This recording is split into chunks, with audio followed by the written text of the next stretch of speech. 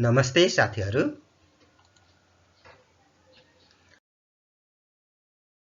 आज मैले लोकसेवा दर्पणको 10औं भाग लिएर आएको छु। यस अङ्कमा 2077 पुस 1 देखि पुस 1 र 8 गते गोरखापत्रमा प्रकाशित सामान्य ज्ञानहरू रहेका छन्। अब सुरु गरौँ आजको यो श्रृङ्खला।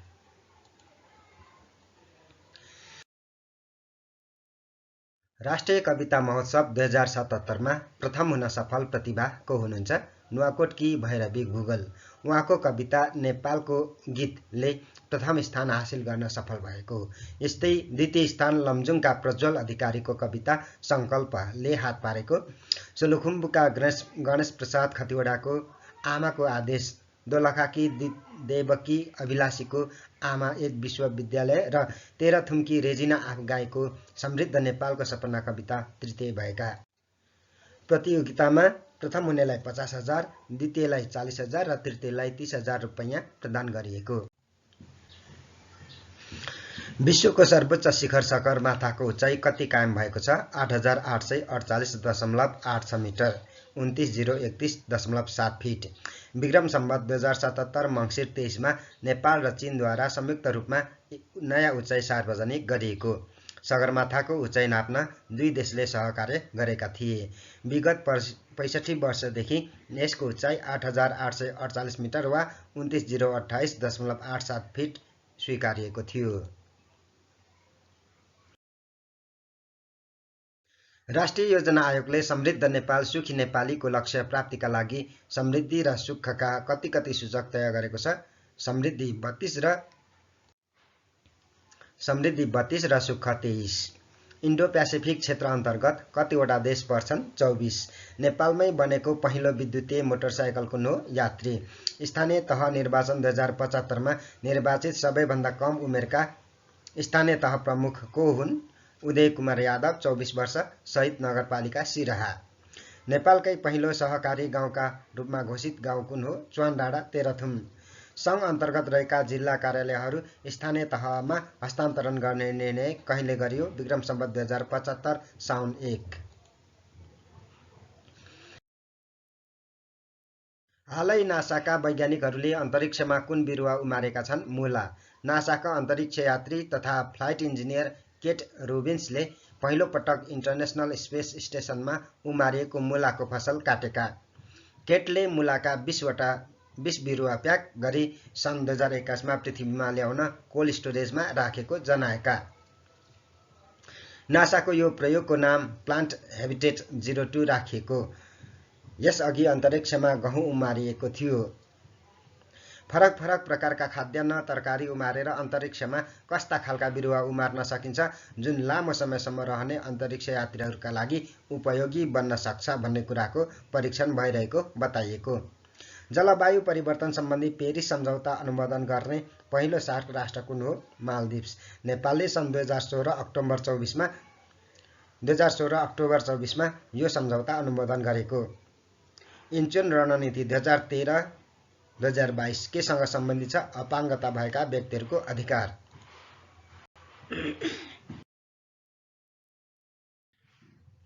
नेपाल सरकारले बौद्धिक सम्पत्ति संरक्षण सम्बन्धी कार्यालय कुन मन्त्रालय अन्तर्गत स्थापना गर्ने निर्णय गरेको हो? अर्थ मन्त्रालय।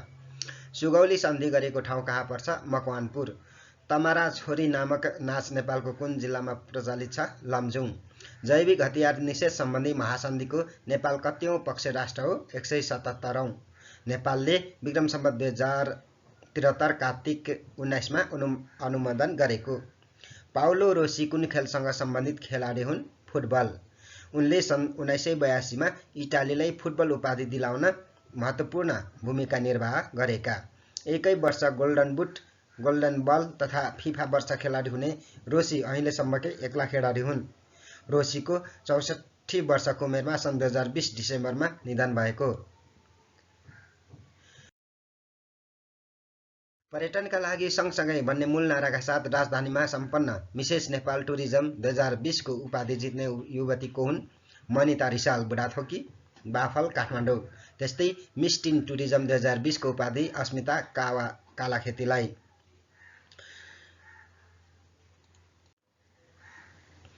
नेपालकै पहिलो मानव अधिकार मैत्री गाउँका रूपमा घोषित गाउँ कुन हो? राचुली गाउँ, कालीकोट। विक्रम सम्वत 2075 जेठ 17मा घोषित। सर्वप्रथम नगरगान घोषणा गर्ने नगरपालिका कुन हो? तिलोत्तमा नगरपालिका, रूपन्देही। नेपाल सरकारले एक्लै हिमाल आरोहण गर्न नपाइने व्यवस्था कहिले गरेको हो? विक्रम सम्वत 2074 पुस 15। अनुपम कारिगरीको नमुना शाश्वत धाम कहाँ पर्छ? नवलपुर, नवलपरासी, बर्दघाट, सुस्ता पूर्व। नेपालमा इमेललाई सरकारी निकायमा कानुनी मान्यता प्रदान कहिले गरिएको हो? विक्रम सम्वत 2075 कार्तिक 26। विश्वकै दोस्रो लामो सुपरम्यान शैलीको जिप लाइनको निर्माण सुरु कहाँ गरिएको छ? कुस्मा पर्वत। कुस्मा नगरपालिका 5 मा पर्ने चाक्लेको डिलबाट कालीगण्डकीको गहिरो खोज हुँदै साउने बगरसम्म 1400 मिटर लम्बाइको जिप लाइन निर्माण गर्न लागि। हार्नेस जिप लाइन प्रणालीले निर्माण गर्ने सुपरम्यान शैलीको जिप लाइन सहितका साहसिक पर्यटकीय संरचनाको 2077 मङ्सिर 26मा शिलान्यास गरिएको।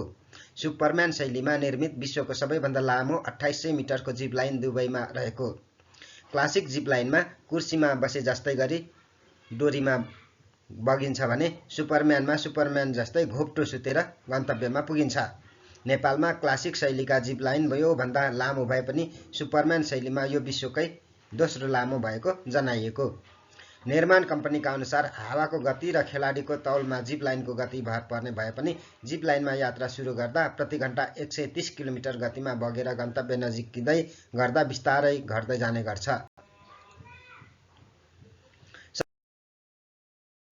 2020 डिसेम्बर 10 मा मनाइएको 72औं अन्तर्राष्ट्रिय मानव अधिकार दिवसको नारा के हो? Recover, better, stand up for human rights. राष्ट्रिय नारा महामारीमा मानव अधिकार, स्वास्थ्य सेवामा सबैको पहुँच विस्तार। नेपाल र अस्ट्रेलिया बीच हवाई सम्झौता कहिले भएको हो? सन् 2019 सेप्टेम्बर 30। दुईवटै कृत्रिम खुट्टाको सहायताले सगरमाथाको सफल आरोहण गर्ने चिनिया नागरिक को हुन्? जिया वोयु, सन् 2018 मे 14। योजना आयोगद्वारा 2077 मङ्सिर 28 मा सार्वजनिक मानव विकास प्रतिवेदन अनुसार नेपालको मानव विकास सूचकाङ्क कति रहेको छ? 0.587।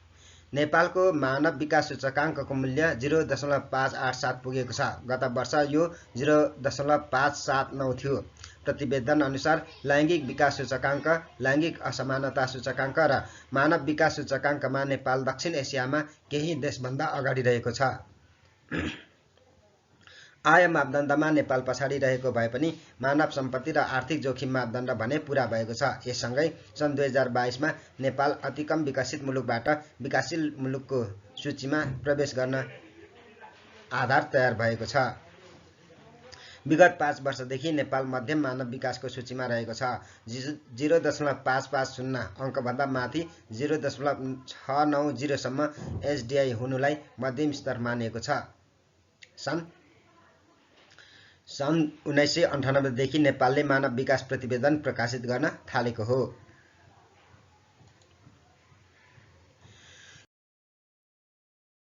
समयको संक्षिप्त इतिहास नामक कृतिका लेखक को हुन्? स्टेफन हकिङ।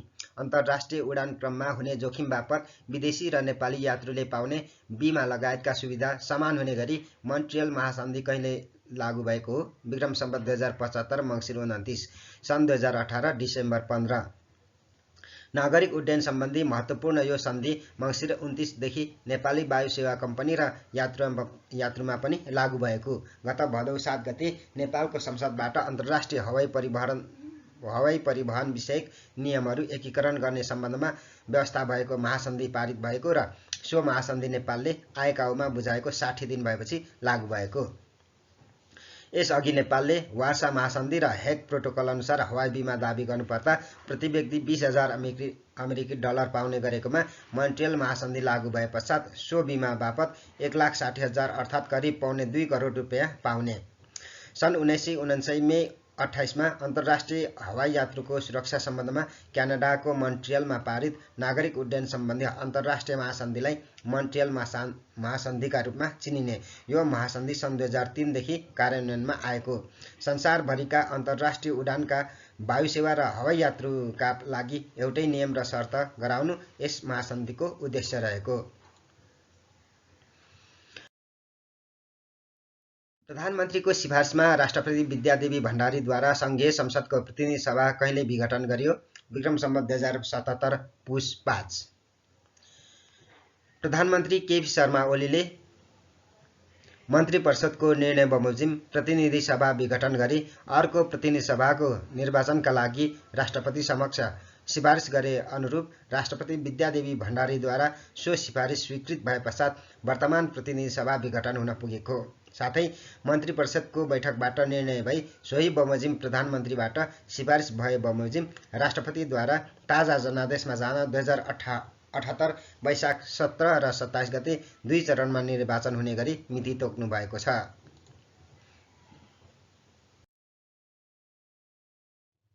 विक्रम सम्वत 2074 मङ्सिर 10 र 21 गते 2 चरणमा भएको निर्वाचनबाट बनेको प्रतिनिधि सभाको कार्यकाल अझै 2 वर्ष बाँकी छँदा नै मध्यावधि निर्वाचन हुन लागेको हो।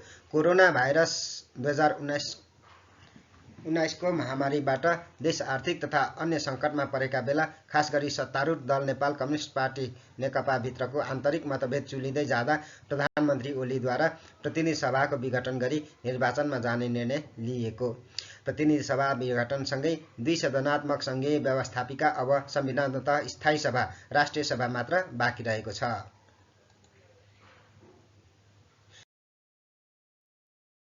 नेपाल प्रज्ञा प्रतिष्ठानले नेपाल प्रज्ञालङ्कार पुरस्कारबाट कसलाई सम्मानित गर्यो? चिनिया प्रोफेसर वाङ हङवेई। पुरस्कार राशि $3000 अमेरिकी डलर।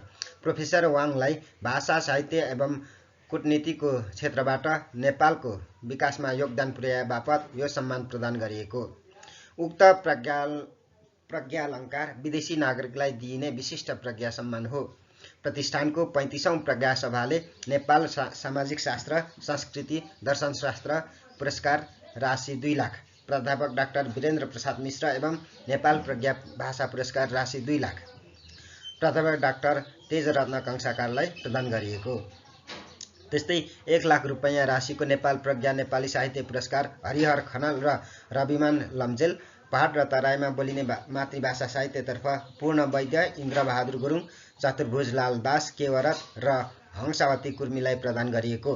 त्यसैगरी 2 लाख रुपैयाँ राशिको भानु प्रज्ञा अन्तर्देशीय नेपाली साहित्य पुरस्कार भारत आसामका लीलबहादुर छेत्री एवं नेपाल प्रज्ञा पुरस्कार कृष्ण प्रकाश श्रेष्ठलाई प्रदान गरिएको।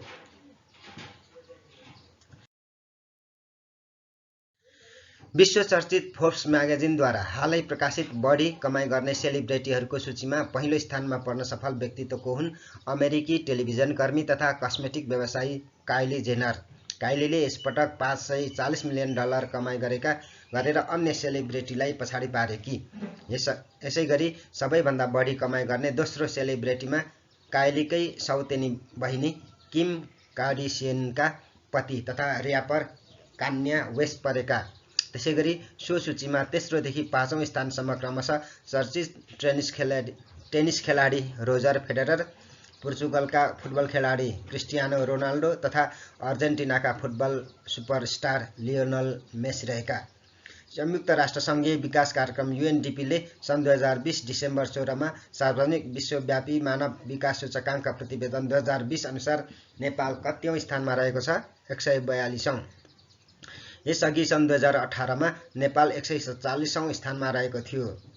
प्रतिवेदन अनुसार नेपालको मानव विकास सूचकाङ्क 0.602 पुगेको छ।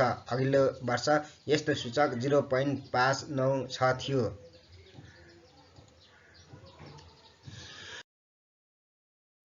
तर राष्ट्रिय योजना आयोग र UNDPकै सहकार्यमा 2077 मङ्सिर 28 गते सार्वजनिक नेपाल मानव विकास सूचकाङ्क प्रतिवेदनले भने नेपालको सूचक 0.587 मात्र देखाएको थियो।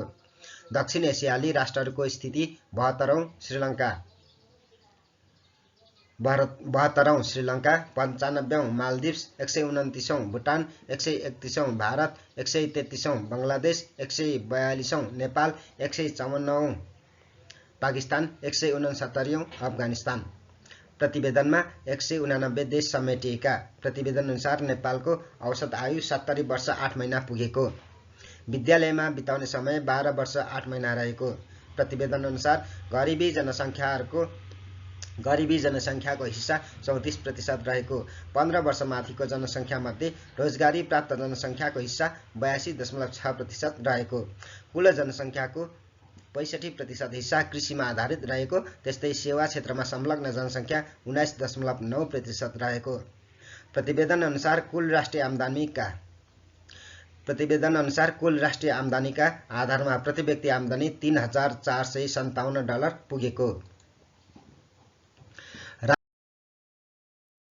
राष्ट्र बैंकका अनुसार व्यक्तिगत आवधिक कर्जामा कति अवधिसम्म बैंकहरूले स्थिर ब्याजदर परिवर्तन गर्न नपाउने व्यवस्था गरेको छ 7 वर्ष त्यसपछि कर्जा अवधि बाँकी रहेमा हरेक 5 वर्षमा ब्याजदर परिवर्तन गर्न सकिने व्यवस्था राष्ट्र बैंकले गरेको छ। हिमालय टेलिभिजनबाट प्रसारण हुँदै आएको चर्चित dance reality so dancing with the stars नेपालको उपाधि जित्न सफल प्रतिभाको हुन् सुमी मोक्तान र बिजु कार्की।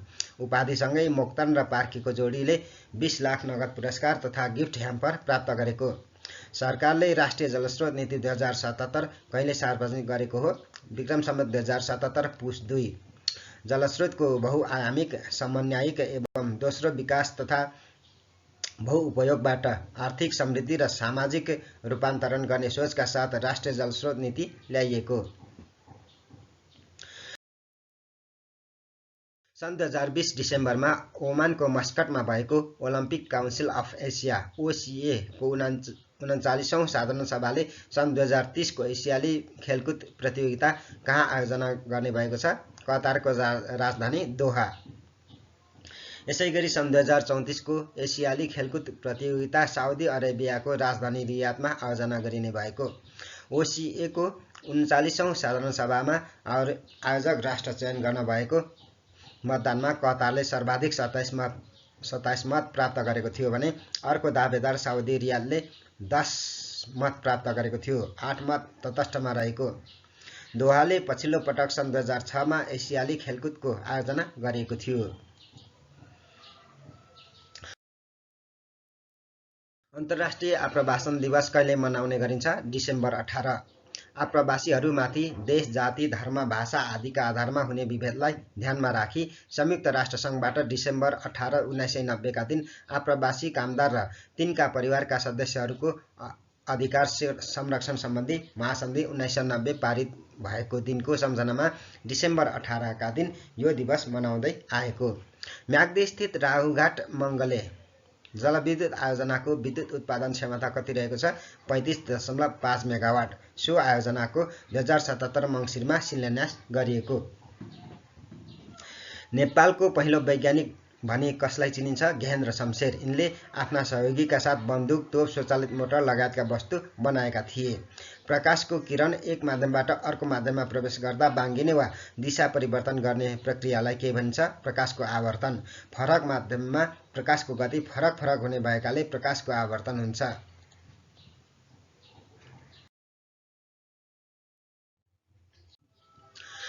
प्रिज्मको प्रयोग गरी सूर्यको प्रकाशबाट विभिन्न 7 रङका किरणहरू छुट्याउने प्रक्रियालाई के भनिन्छ? प्रकाश विच्छेदन। प्रति सेकेन्डमा उत्पन्न हुने जम्मा तरङ्गको सङ्ख्यालाई के भनिन्छ? आवृत्ति। न्युक्लियस सप्लायर्स ग्रुप NSG को स्थापना कहिले भएको हो? सन् 1974 मे। कुन जनगणनामा नेपालको जनसङ्ख्या वृद्धि दर ऋणात्मक थियो? दोस्रो र तेस्रो। सबैभन्दा उच्च वृद्धि दर विक्रम सम्वत 2038 को जनगणनामा रहेको। एसियाली विकास बैंकको स्थापना कहिले भएको हो? सन् 1966 डिसेम्बर 19। ADB मा सुरुमा 31 राष्ट्र संलग्न रहेकोमा हाल एसियाका 48 र अन्य 19 गरी 67 राष्ट्र सदस्य रहेका। यसको प्रधान कार्यालय फिलिपिन्सको मनिलामा रहेको छ। सन् 2015 को सुरुमा ADB मा जापानको 15.7%, अमेरिकाको 15.6%, चीनको 6.5%, भारतको 6.5% तथा अस्ट्रेलियाको 5.8% लगानी रहेको थियो। विक्रम सम्वत 2077 मङ्सिरमा सम्पन्न Kathmandu international mountain film festival किम्फ को 18औं संस्करणमा अन्तर्राष्ट्रिय क्याटेगोरीमा उत्कृष्ट फिल्मको उपाधि पुरस्कार राशि 2 लाख जित्ने फिल्म कुन हो? The silhouettes. अन्तर्राष्ट्रिय विधामा द बेलभ्ड डटरले फर्स्ट रनर अप 1,50,000 राशि र बाटोले सेकेन्ड रनर अपको अवार्ड 1 लाख राशि जितेका। त्यस्तै नेपाल पानोरमा अन्तर्गत सङ्ग्स अफ क्लाउड्सले बेस्ट नेपाली फिक्सन स्टोरी फिल्मको अवार्ड 1 लाख राशि जितेको। सार्क क्षेत्रको सबैभन्दा ठूलो ताल कुन हो? चिल्का ताल, भारत। नेपालमा हात्ती पोलो प्रतियोगिता कहिलेदेखि सुरु भएको हो? सन् 1982। नेपालमा कृषक परिचय पत्र वितरण गर्ने कार्य कुन जिल्लाबाट सुरु गरिएको हो? बागलुङ।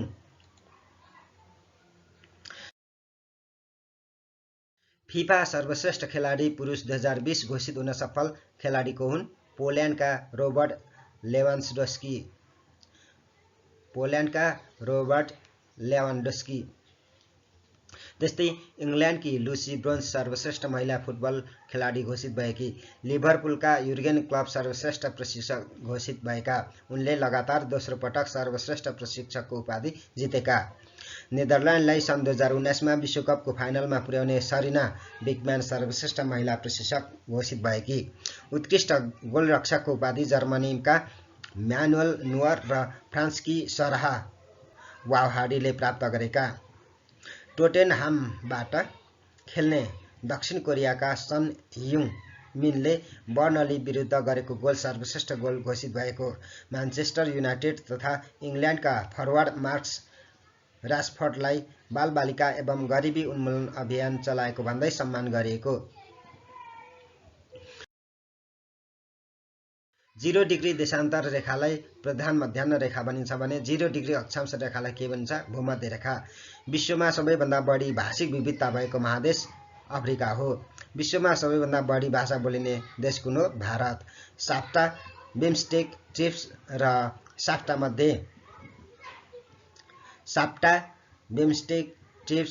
साफ्टा मध्ये विश्व व्यापार संगठन WTO सँग कुन सम्बन्धित छ? ट्रिप्स। यस वर्ष 2077 को विकल्प वाङ्मय साहित्य पुरस्कार कसलाई प्रदान गरियो? वरिष्ठ भाषासेवी शान्तदास मानन्धर। त्यस्तै रमेश विकल सृजना पुरस्कार साहित्यकार तथा सौन्दर्य चिन्तक आहुति एवं रमेश विकल कला सङ्गीत पुरस्कार वरिष्ठ कलाकार हरिप्रसाद शर्मालाई प्रदान गरिएको। विश्व स्वास्थ्य संगठनको सहकार्यमा स्विस फाउन्डेसनद्वारा प्रदान गरेको वर्ल्ड हेल्थ अवार्ड 2020बाट सम्मानित हुन सफल नेपाली चिकित्सक को हुन्? विश्व स्वास्थ्य संगठनको सहकार्यमा स्विस फाउन्डेसनद्वारा प्रदान गरिएको वर्ल्ड हेल्थ अवार्ड 2020बाट सम्मानित हुने सफल नेपाली चिकित्सक को हुनुहुन्छ? चिकित्सक द्वय डाक्टर पशुपति महत र डाक्टर अरुणराज कुँवर। स्वास्थ्य क्षेत्रमा प्रभावकारी काम गर्ने डाक्टरलाई दिइने यो अवार्ड प्राप्त गर्ने उहाँहरू पहिलो नेपाली चिकित्सक हुनुहुन्छ।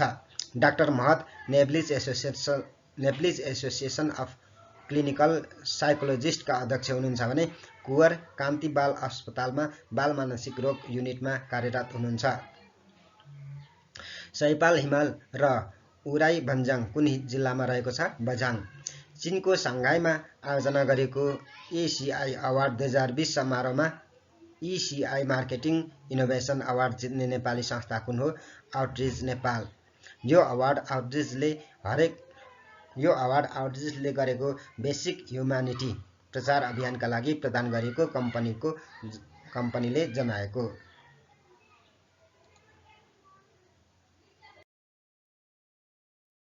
हवस् त साथीहरू, आजको श्रृङ्खला यही समाप्त हुन्छ। लोकसेवा दर्पण च्यानल सब्स्क्राइब गरिदिनुहोला, सेयर गरिदिनुहोला।